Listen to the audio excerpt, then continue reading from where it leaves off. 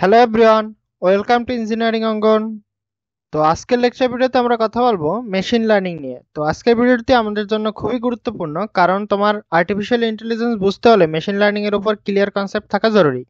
তো আজকে আমরা খুব সহজ ভাষায় জানবো মেশিন লার্নিং অ্যাকচুয়ালি কি, কিভাবে কাজ করে, রিয়েল লাইফ এক্সাম্পল কি এবং এর টাইপগুলো কি কি। তো চলো শুরু করা যাক। তো প্রথমে আমরা দেখে নেই যে আমাদের মেশিন লার্নিং মূলত ব্যাপারটা কি। Machine learning is a subset of artificial intelligence that enables machines to learn automatically from data and improve their performance without being explicitly programmed। আচ্ছা, তো মেশিন লার্নিং হলো তোমার এমন একটা টেকনিক যেখানে কম্পিউটারকে আলাদা করে প্রোগ্রাম না লিখেও শুধুমাত্র ডাটা দিয়ে শেখানো হয়। মানে কম্পিউটার বারবার ডাটা দেখে প্যাটার্ন শিখে ফেলে এবং ওই অনুযায়ী ভবিষ্যতে ওর ডিসিশনটা নিতে পারে। আর যদি সহজ ভাষায় আমি যদি বলতে চাই, machine learning helps computers learn from experience and make predictions or decision. আচ্ছা, মেশিন লার্নিং হলো এমন একটা পদ্ধতি যেখানে কম্পিউটার এক্সপেরিয়েন্স থেকে শিখে এবং নিজে নিজে সিদ্ধান্ত নিতে পারে। উদাহরণ হিসেবে আমরা বলতে পারি, ধরো তুমি প্রত্যেকদিন রাত্রে ইউটিউবে টেক টিউটোরিয়াল গুলো দেখো। এখন কিছুদিন পর তোমার ইউটিউব টেক রিলেটেড আরো তোমার ভিডিও সাজেস্ট করা শুরু করবে।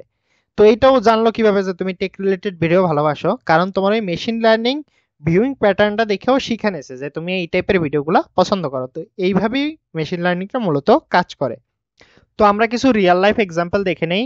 Email filters learning to classify spam or spam not. আচ্ছা, আমরা যে জিমেইল অথবা ইয়াহু মেইলে কয়েকদিন পর দেখি আমাদের স্প্যাম ফোল্ডারে ইমেল আছে। তো এগুলো আমরা কিভাবে বুঝতে পারি বা ওগুলা কিভাবে আসে, আসলে কিভাবে ডিটেক্ট করা হয় যে ওগুলা স্প্যাম? তো ইমেল যে অ্যালগোরিদম, মানে মেশিন লার্নিং যে অ্যালগোরিদম, ইমেইলের কন্টেন্ট, সেন্ডার বিহেভিয়ার, তারপর কিওয়ার্ড বিশ্লেষণ কইরা ঠিক করে যে কোন মেইলটা হচ্ছে গিয়ে তোমার স্প্যাম আর কোনটা স্প্যাম না। তারপর Netflix recommending movies based on your past viewing history. আচ্ছা, তো আমরা সেই নেটফ্লিক্স বা অ্যামাজন প্রাইমে আমরা যেই টাইপের মুভিগুলো দেখি, দেখবা তোমার পরবর্তীতে আবার ওই সাইটে ঢুকলে সেই টাইপের মুভিগুলো সাজেস্ট করে। তো এটা কিভাবে বোঝে? এটাও হচ্ছে গিয়ে এই এমএল অ্যালগোরিদমের কাজ। Predicting house prices from area and location. আচ্ছা, তো রিয়েল এস্টেট যে ফিল্ডে তোমার মেশিন লার্নিং খুব ব্যাপকভাবে ব্যবহৃত হয়। এটা কি কাজে ব্যবহৃত হয়?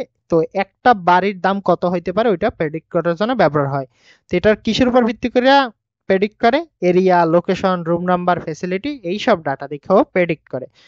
তো মেশিন লার্নিং আমাদের চারপাশে অনেক জায়গায় কাজ করতেছে এবং প্রতিদিন আমাদের জীবনটাকে আরো বেশি সহজ করতেছে। তো আমরা এখন দেখব কিছু মেইন টাইপ, যে মেশিন লার্নিং কি কি টাইপের হইতে পারে। তো মেইনলি থ্রি টাইপসের আছে: সুপারভাইজড, আনসুপারভাইজড আর হচ্ছে রেইনফোর্সমেন্ট।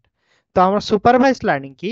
যেখানে তোমার মডেলকে লেভেলড ডাটা দেওয়া হয়, অর্থাৎ তোমার ইনপুটের সাথে কারেক্ট আউটপুটও দেওয়া হয়। মানে মডেল তোমার এক্সাম্পল দেখেও শিখে। আনসুপারভাইজড লার্নিং, তো আনসুপারভাইজড লার্নিং এ কি হয়? এখানে তোমার মডেলকে আনলেভেল ডাটা দেওয়া হয়। কি ডাটা? আনলেভেলড ডাটা দেওয়া হয়। মডেল নিজেই তোমার প্যাটার্ন বা গ্রুপ বের করে।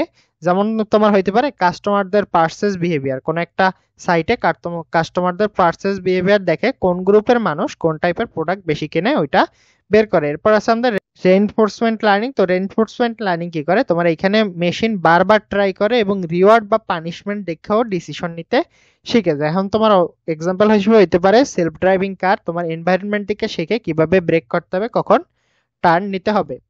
তো আজকে আমরা কি শিখলাম? মেশিন লার্নিং কি? এটা এআই এর একটা অংশ। ডাটা দেখেও ডিসিশন নেয় এবং শিখে। তোমার রিয়েল লাইফ এক্সাম্পল কি কি আছে? স্প্যাম ফিল্টার, নেটফ্লিক্স, তারপর প্রাইস প্রেডিকশন। তো এটার তিন প্রকার হইতে পারে: সুপারভাইজড, আনসুপারভাইজড এবং রেইনফোর্সমেন্ট। তো এই ছিল মূলত আজকে আমাদের এমএল এর ভিডিও। আমাদের ভিডিওগুলো ভালো লাগলে অবশ্যই চ্যানেলটিকে সাবস্ক্রাইব করে আমাদের সাথেই থাকবেন। দেখা হবে পরবর্তী কোনো ভিডিওতে। ধন্যবাদ।